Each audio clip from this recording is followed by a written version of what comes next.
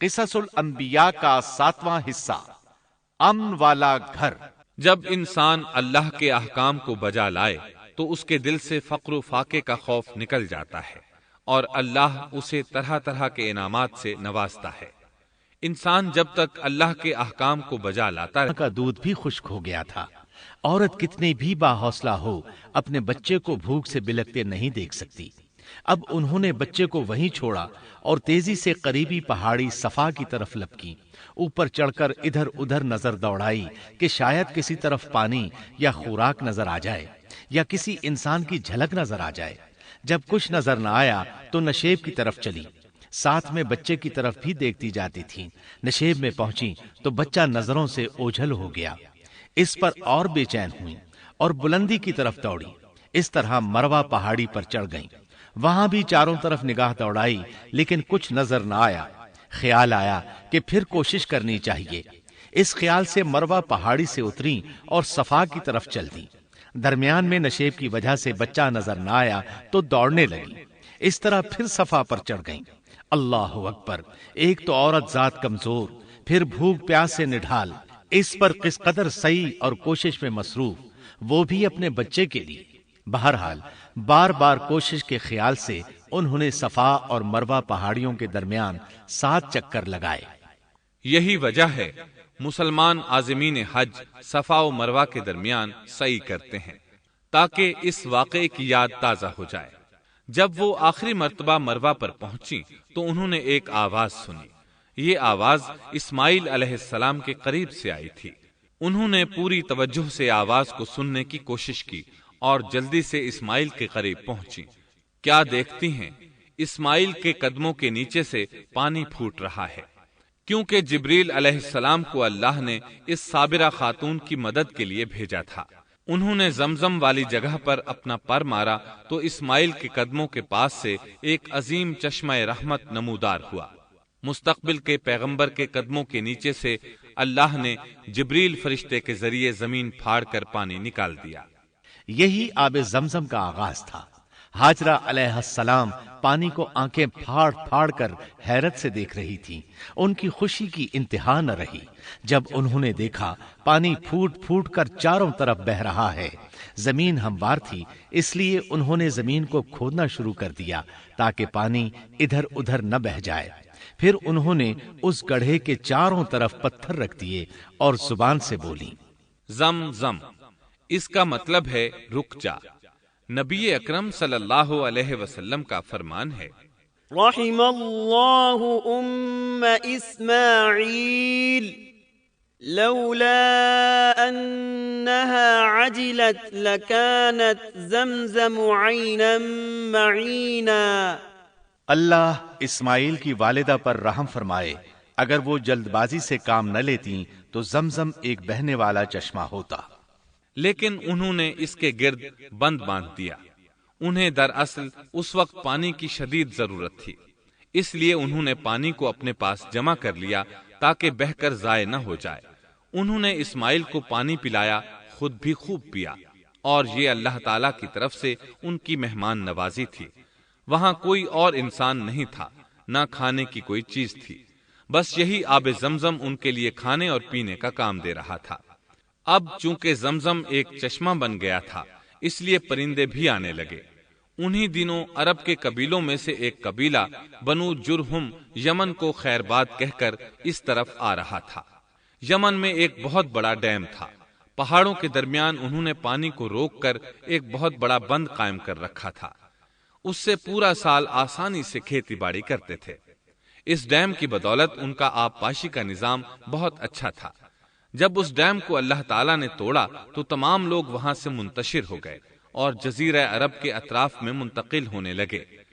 وہیں سے ہجرت کرنے والا ایک قبیلہ بنو جرہم تھا۔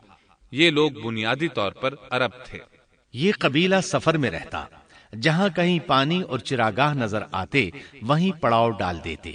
جب وہاں خوراک ختم ہو جاتی تو آگے سفر شروع کر دیتے۔ چونکہ وہ بہت بڑے تاجر تھے، اس بنا پر ان راستوں سے خوب واقف تھے، انہیں چشموں کا خوب علم تھا۔ ملک شام کی طرف بھی ان کی آمد و رفت تھی۔ یہ قبیلہ بنو جرہم مکہ کے قریب پہنچا تو فضا میں پرندوں کو منڈلاتے پایا۔ کہنے لگے ان پرندوں کی موجودگی میں ضرور کوئی راز ہے۔ اب انہوں نے اپنے کچھ آدمی اس طرف بھیجے۔ یہ لوگ جلد ہی چشمے تک پہنچ گئے۔ انہوں نے وہاں ایک عورت اور اس کے بچے کو پایا۔ پھر وہ لوگ ان کے پاس آئے، وہاں پڑاؤ ڈالنے کی اجازت مانگی۔ سیدہ ہاجرہ نے فرمایا، ٹھیک ہے، لیکن شرط یہ ہے کہ تمہیں اجرت ادا کرنا ہوگی۔ ان کے لیے یہ سستا سودا تھا۔ ان کے پورے قبیلے کو سامان زندگی مل رہا تھا، جبکہ صرف ایک عورت اور اس کے بیٹے کی ذمہ داری ان پر عائد ہو رہی تھی۔ انہوں نے فوراً حامی بھر لی اور وہاں رہائش اختیار کر لی۔ اس طرح یہ لوگ سیدہ ہاجرہ علیہ السلام کی معیشت کا ذریعہ بن گئے، اور اس طرح سیدنا اسماعیل علیہ السلام بنو جرہم میں پرورش پاتے رہے۔ انہوں نے ان لوگوں سے عربی سیکھ لی اور ان سے بھی زیادہ عربی دان بن گئے۔ فصاحت اور بلاغت سے عربی میں بات چیت کرنے لگے۔ پھر ان کی اس قبیلے میں شادی ہو گئی۔ ان کی اولاد سے عرب قوم کا آغاز ہوا۔ انہی میں سے سرور کائنات محمد صلی اللہ علیہ وسلم کی ولادت باسعادت ہوئی۔ بنو جرہم کی آمد اور آبادی ابراہیم علیہ السلام کی دعا کا نتیجہ تھی۔ جب انہوں نے اپنی بیوی اور بچے یعنی دو کمزور انسانوں کو اس ویران جگہ چھوڑا تھا تو یہ دعا مانگی تھی، ربنا انی اسکنت من ذریتی بواد غیر ذی زرع عند بیتک المحرم۔ اے ہمارے پروردگار، میں نے اپنی کچھ اولاد اس بے آباد جنگل میں تیرے حرمت والے گھر کے پاس بسائی ہے۔ یہاں یہ سوال پیدا ہوتا ہے کہ کیا اس وقت بیت اللہ کی تعمیر ہو چکی تھی؟ درست بات یہ ہے کہ اس وقت خانہ کعبہ کی تعمیر نہیں ہوئی تھی۔ پھر سوال پیدا ہوتا ہے کہ کیا ابراہیم علیہ السلام کے زمانے سے پہلے اس کی تعمیر ہو چکی تھی یا صرف جگہ ہی معروف تھی؟ اس بارے میں دو طرح کی روایات ہیں۔ بعض میں آتا ہے کہ صرف اس کی جگہ معروف تھی، اور بعض میں ہے کہ ابراہیم علیہ السلام سے پہلے شیس علیہ السلام نے اس کو تعمیر کیا تھا، اور وہ گردش ایام کے ساتھ ساتھ منہدم ہو کر ختم ہو گیا۔ لیکن بہرحال اس کی جگہ معلوم تھی اور وہی پہلا گھر تھا، جیسا کہ اللہ نے خبر دی ہے۔ ان اول بیت وضع للناس للذی ببکۃ مبارکا وہدی للعالمین۔ اللہ تعالیٰ نے پہلا گھر جو لوگوں کے لیے مقرر کیا تھا وہی ہے جو مکہ میں ہے، اور وہ پوری دنیا کے لیے برکت اور ہدایت والا ہے۔ ابراہیم علیہ السلام نے اللہ تعالیٰ سے یہ دعا مانگی تھی، ربنا انی اسکنت من ذریتی بواد غیر ذی زرع عند بیتک المحرم ربنا لیقیموا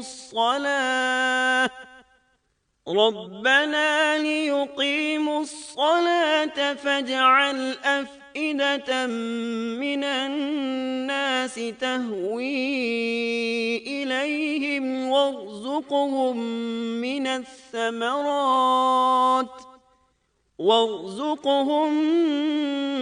الثمرات لعلهم يشكرون۔ اے ہمارے پروردگار، میں نے اپنی کچھ اولاد اس بے کھیتی کے جنگل میں تیرے حرمت والے گھر کے پاس بسائی ہے۔ اے ہمارے پروردگار، یہ اس لیے کہ وہ نماز قائم کریں، پس تو کچھ لوگوں کے دلوں کو ان کی طرف مائل کر دے اور انہیں پھلوں کی روزیاں عطا فرما تاکہ یہ شکر گزاری کریں۔ دن گزرتے رہے اور اسماعیل علیہ السلام بنو جرہم کے ماحول میں عمر کی منزلیں طے کرتے رہے، اور وہ ہوش سنبھالنے کے قریب ہو گئے۔ ابراہیم علیہ السلام ہر سال 1-2 بار اپنے گھرانے کی دیکھ بھال کے لیے چکر لگاتے تھے۔ جب اسماعیل علیہ السلام نے ہوش سنبھالا تو ایک بار پھر ایک عظیم آزمائش کا وقت آ گیا۔ ہوا یوں کہ ایک مرتبہ ابراہیم علیہ السلام مکہ تشریف لائے، ایک جگہ آرام کے لیے بیٹھے کہ نیند کی وادی میں پہنچ گئے۔ نیند میں انہوں نے خواب دیکھا کہ اپنے لخت جگر کو اپنے ہاتھ سے ذبح کر رہے ہیں، ساتھ ہی آنکھ کھل گئی۔ ابراہیم علیہ السلام جانتے تھے کہ انبیاء کرام کے خواب حقیقت ہوتے ہیں، اللہ کی طرف سے وحی ہوتے ہیں، اور شیطان کسی صورت ان کے خواب میں نہیں آ سکتا۔ لہٰذا انہوں نے اس خواب کے مطابق عمل کرنے کا پختہ ارادہ کر لیا، کسی قسم کی پریشانی کا شکار نہ ہوئے۔ اللہ رب العزت نے اس عظیم اور تعجب خیز واقعے کا قرآن مجید میں ذکر کرتے ہوئے فرمایا، وقال إني ذاهب إلى ربي سيهدين رب هب لي من الصالحين فبشرناه بغلام حليم فلما بلغ معه السعي قال يا بني إني أرى في المنام أني أذبحك فانظر ماذا ترى۔ اور ابراہیم نے کہا، میں تو ہجرت کر کے اپنے پروردگار کی طرف جانے والا ہوں، وہ ضرور میری رہنمائی کرے گا۔ اے میرے رب، مجھے نیک بخت اولاد عطا فرما۔ تو ہم نے ایک بردبار بچے کی بشارت دی۔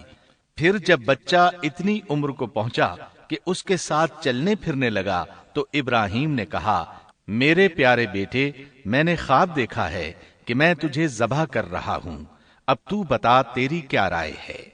یہاں سوال پیدا ہوتا ہے کہ ابراہیم علیہ السلام نے اسماعیل علیہ السلام سے مشورہ کیوں لیا؟ وہ چاہتے تو اسماعیل کو سوتے میں ذبح کر دیتے، اس طرح اللہ کا حکم بجا لاتے۔ وہ بیٹے کے پاس کیوں گئے اور ان سے مشورہ کیوں لیا؟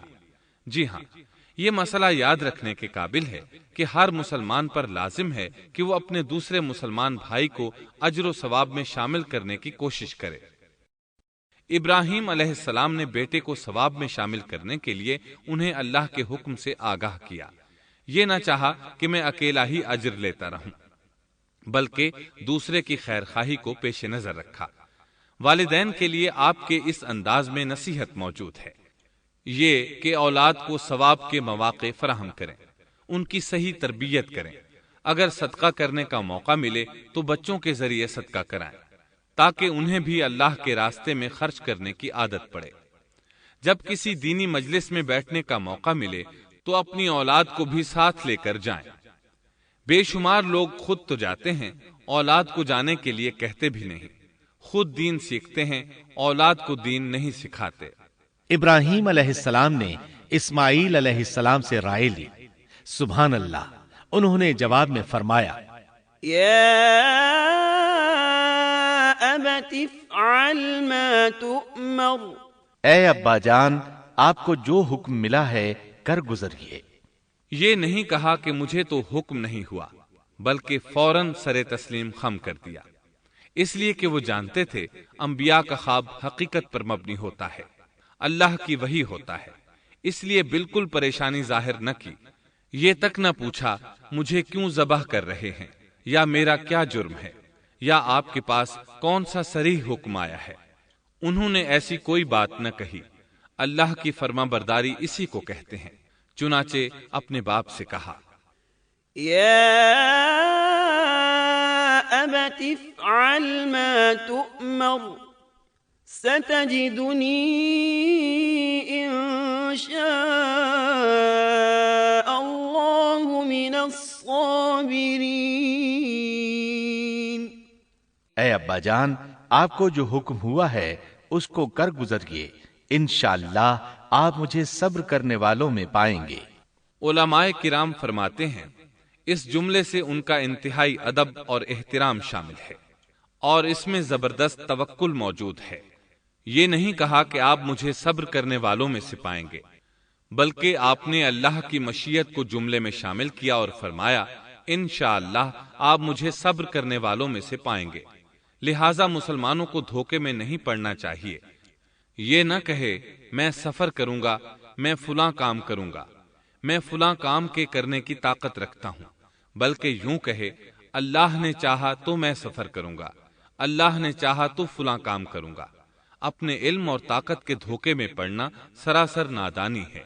ہر چیز کا تعلق اللہ سے قائم کرے، جیسا کہ اللہ تعالیٰ فرماتے ہیں وَلَا تَقُولَنَّ لِشَيْءٍ إِنِّي فَاعِلٌ ذَلِكَ غَدًا إِلَّا أَن يَشَاءَ اللَّهُ، اور ہرگز کسی کام پر یوں نہ کہنا کہ میں اسے کل کروں گا، مگر ساتھ ہی انشاءاللہ کہہ لینا۔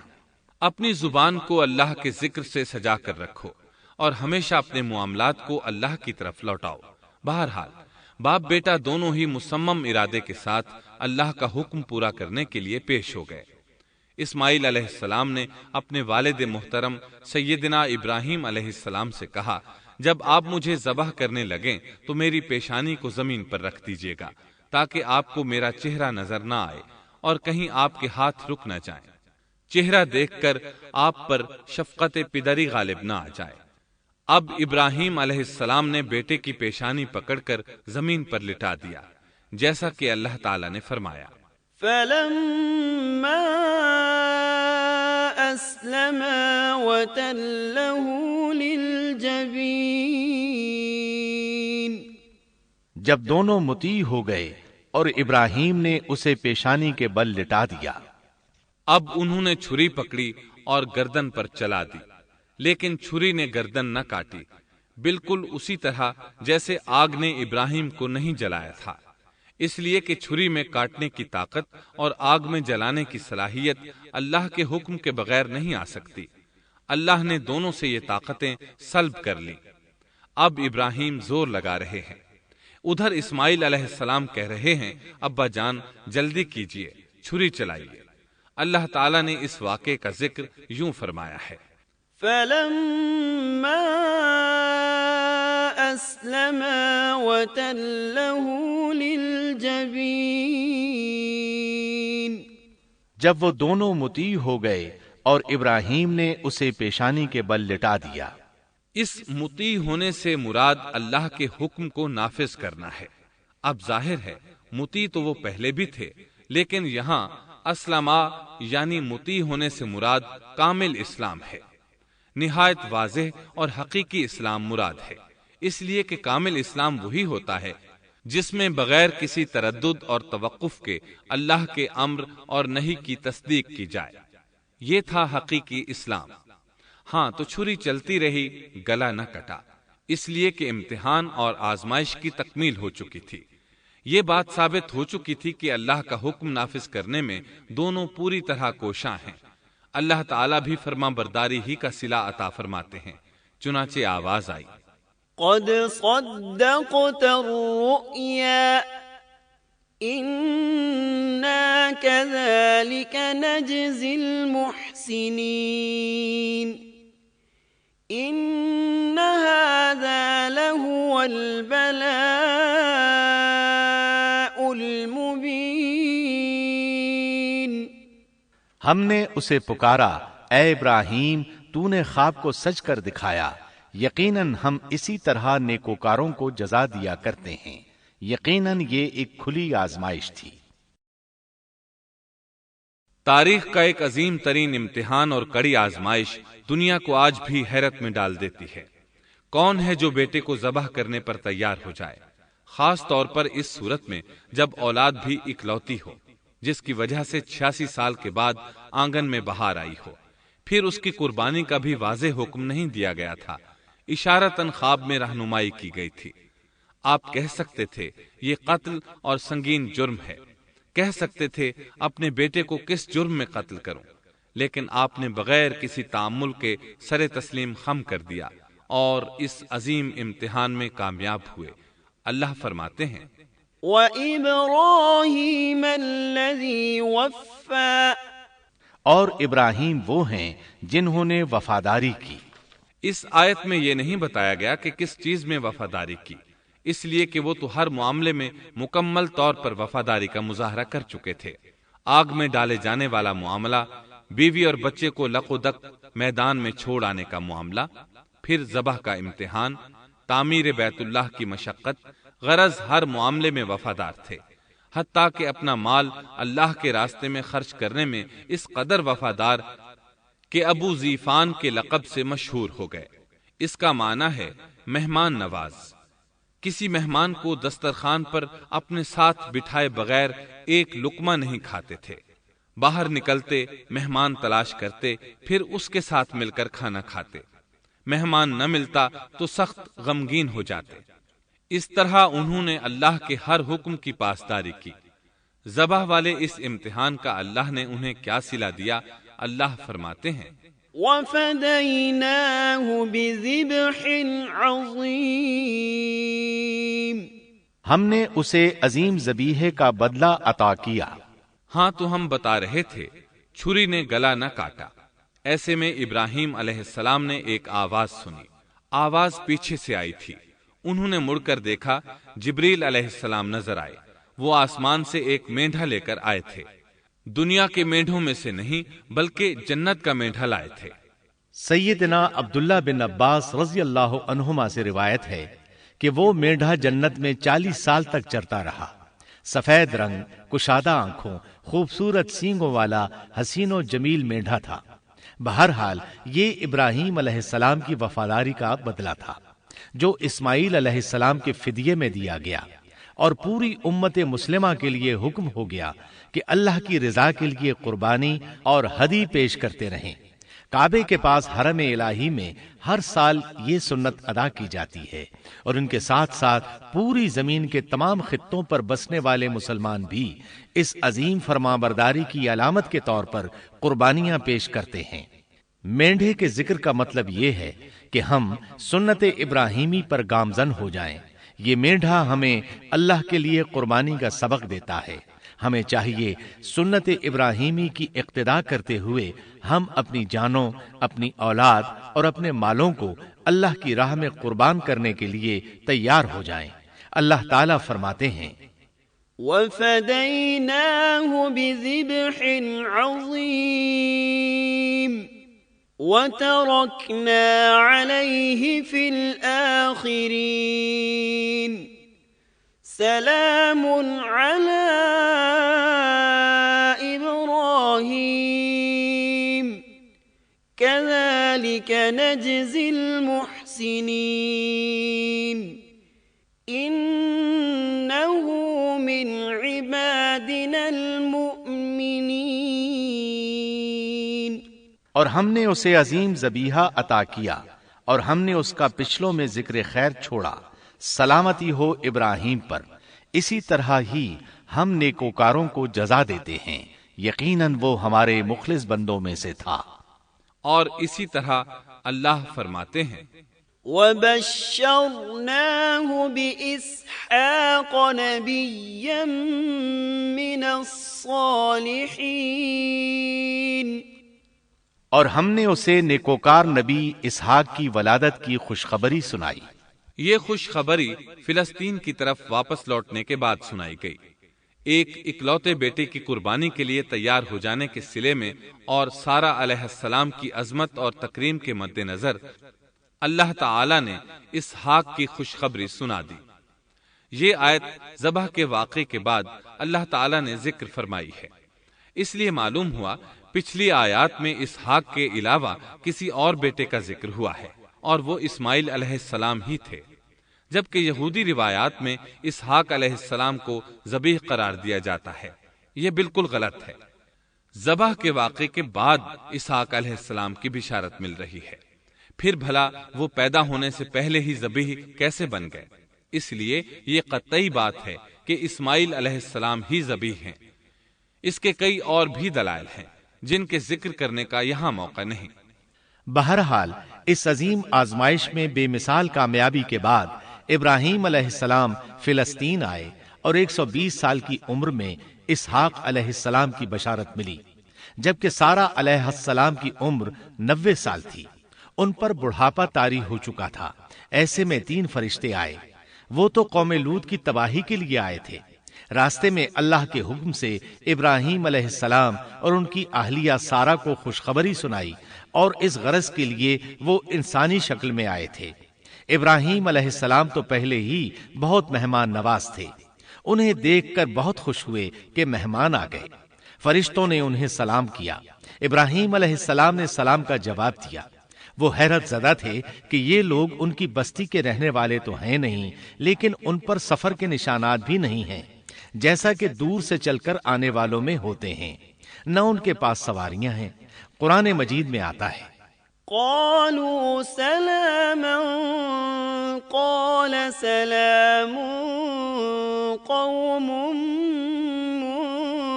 منكرون۔ فرشتوں نے سلام کیا تو ابراہیم نے بھی سلام کیا اور دل میں خیال کیا یہ اجنبی لوگ ہیں۔ پھر وہ اپنی مہمان نوازی کی عادت کے مطابق انہیں اندر لے آئے، ان کے لیے کھانے کا انتظام کیا۔ اللہ تعالیٰ فرماتے ہیں، وَلَقَدْ جَاءَتْ رُسُلُنَا إِبْرَاهِيمَ بِالْبُشْرَى قَالُوا سَلَامًا قَالَ سَلَامٌ فَمَا لَبِثَ أَن جَاءَ بِعِجْلٍ حَنِيذٍ۔ ہمارے بھیجے ہوئے فرشتے ابراہیم کے پاس خوشخبری لے کر آئے تو انہوں نے سلام کیا۔ ابراہیم نے سلام کا جواب دیا اور فوراً بھنا ہوا بچڑا لے آئے، اور بچڑا بھی موٹا تھا۔ ان کے سامنے کھانا پیش کیا، لیکن وہ بھلا کب کھانے کی طرف ہاتھ بڑھانے والے تھے۔ یہ دیکھ کر ابراہیم علیہ السلام نے خوف محسوس کیا کہ کہیں یہ دشمن نہ ہو۔ اس وقت فرشتوں نے کہا، قالوا لا تخف إنا أرسلنا إلى قوم لوط۔ ابراہیم نہ ڈر، ہم تو قوم لوط کی طرف بھیجے گئے ہیں۔ جب انہوں نے یہ باتیں کی تو سارہ علیہ السلام پاس کھڑی تھیں، وہ ہنسنے لگی۔ وہ خوش خبری سے پہلے کیوں ہنس پڑی؟ علماء اس بارے میں کہتے ہیں کہ جب انہوں نے سنا یہ فرشتے لوط علیہ السلام کی بستی کو تباہ کرنے جا رہے ہیں تو ان کے خاتمے کی خبر سن کر وہ ہنستی۔ اس کے بعد فرشتوں نے یہ خوشخبری سنائی، فبشرناها بإسحاق ومن وراء إسحاق يعقوب۔ ہم نے اسے اسحاق کی پیدائش کی خوشخبری دی اور اسحاق کے بعد یعقوب پوتے کی بھی خوشخبری دی۔ بہت جلد ہی ہم اسحاق سے تیری ویران گود کو آباد کریں گے، اور تو اپنی زندگی میں اس کے بیٹے یعقوب کو بھی دیکھ لے گی۔ اب 3 بشارتیں جمع ہو گئیں، بیٹا پیدا ہوگا، لمبی عمر ملے گی یعنی بیٹا جوان ہوگا، اور پھر وہ اپنے پوتے کو بھی دیکھے گی۔ اس سے بڑھ کر کیا عزت اور تکریم ہو سکتی ہے؟ اس لیے جب نبی کریم صلی اللہ علیہ وسلم سے پوچھا گیا کریم یعنی عزت والا کون ہے، تو آپ نے فرمایا کریم بن کریم بن کریم بن کریم، یعنی یوسف بن یعقوب بن اسحاق بن ابراہیم علیہ السلام۔ مطلب یہ کہ نبی بن نبی بن نبی بن نبی۔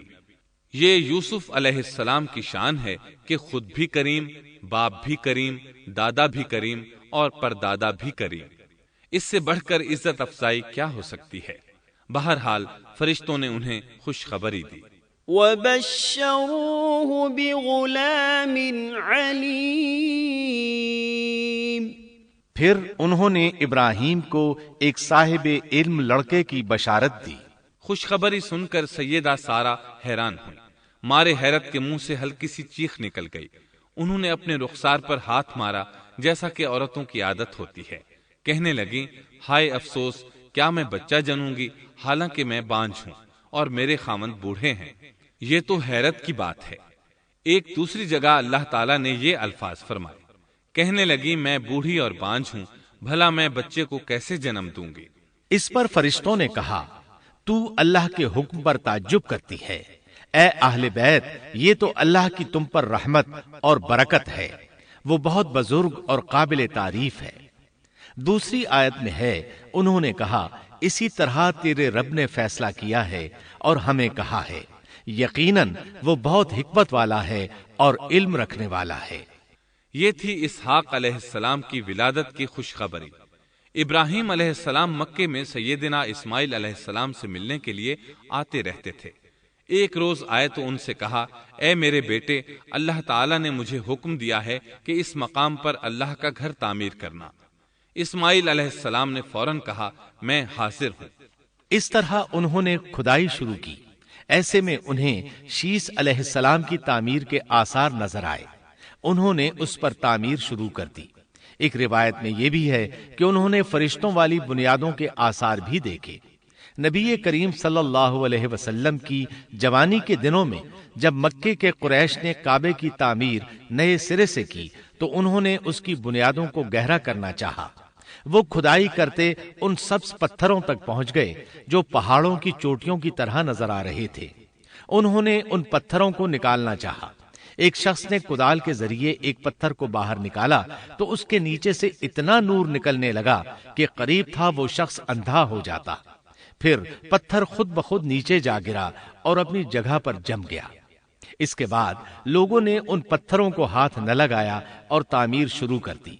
قرآن مجید میں تعمیر کعبہ اور بیت اللہ کا تذکرہ اس طرح آیا ہے، وَإِذْ بَوَّأْنَا لِإِبْرَاهِيمَ مَكَانَ الْبَيْتِ أَلَّا تُشْرِكْ بِي شَيْئًا وَطَهِّرْ بَيْتِيَ لِلطَّائِفِينَ وَالْقَائِمِينَ وَالرُّكَّعِ السُّجُودِ۔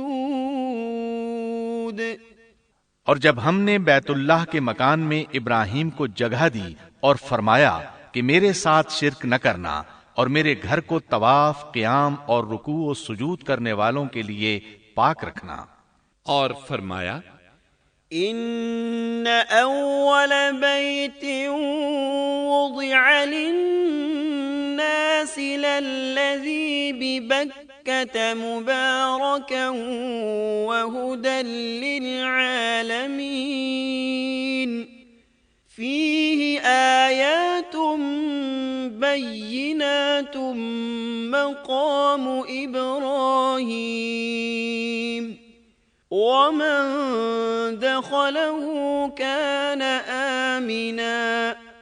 بے شک لوگوں کے لیے جو پہلا گھر تعمیر کیا گیا ہے وہ مکہ میں ہے، وہ جہان والوں کے لیے برکت اور ہدایت کا ذریعہ ہے۔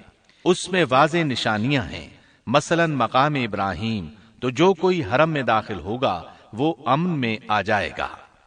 اور فرمایا، اور یاد کرو اس وقت کو جب ابراہیم کو اس کے پروردگار نے کئی باتوں کے ذریعے آزمایا، وہ ان میں پورے اترے تو اللہ نے فرمایا، میں آپ کو تمام لوگوں کا امام بنا رہا ہوں۔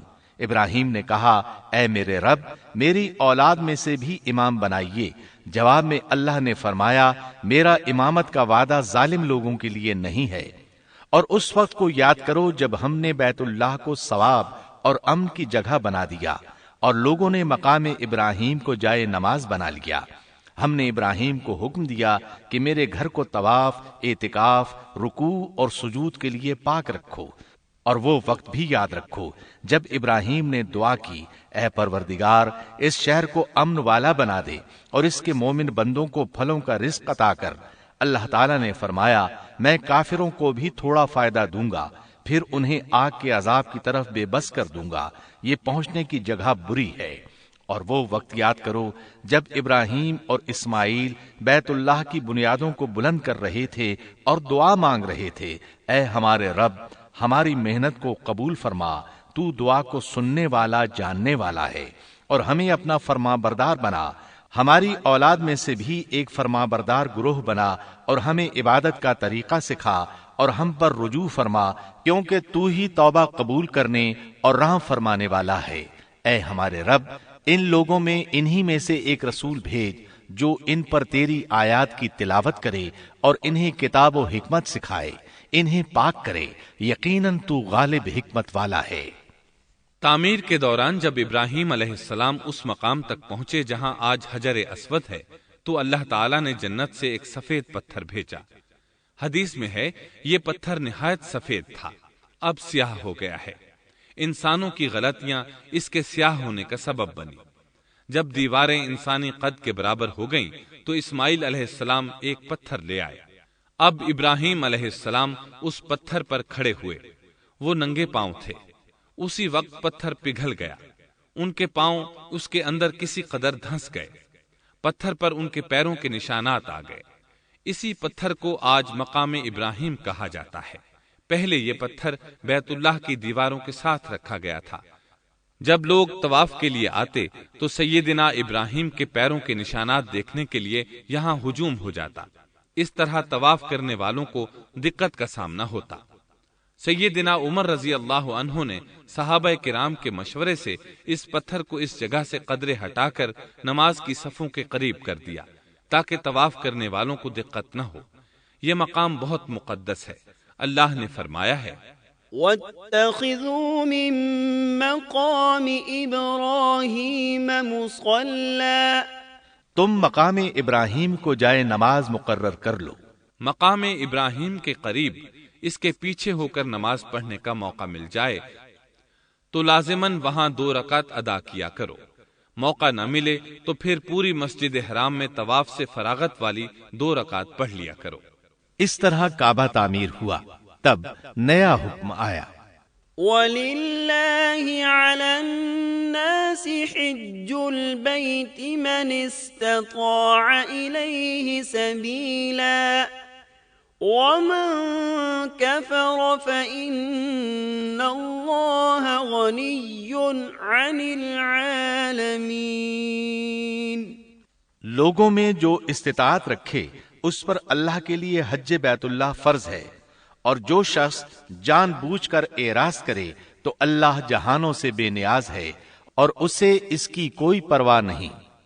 ادھر ابراہیم علیہ السلام کو اللہ تعالی کی طرف سے اشارہ ہوا، وَأَذِّن فِي النَّاسِ بِالْحَجِّ، لوگوں میں حج کا اعلان کر دیں۔ ابراہیم علیہ السلام کہنے لگے، اللہ میری آواز بھلا کس کس تک پہنچے گی؟ جواب آیا، آپ کے ذمے آواز لگانا ہے، پہنچانا ہمارا کام ہے۔ چنانچہ آپ عرفات کے ایک پہاڑ پر چڑھے اور آواز لگائی، لوگو بیت الحرام کا حج کرو۔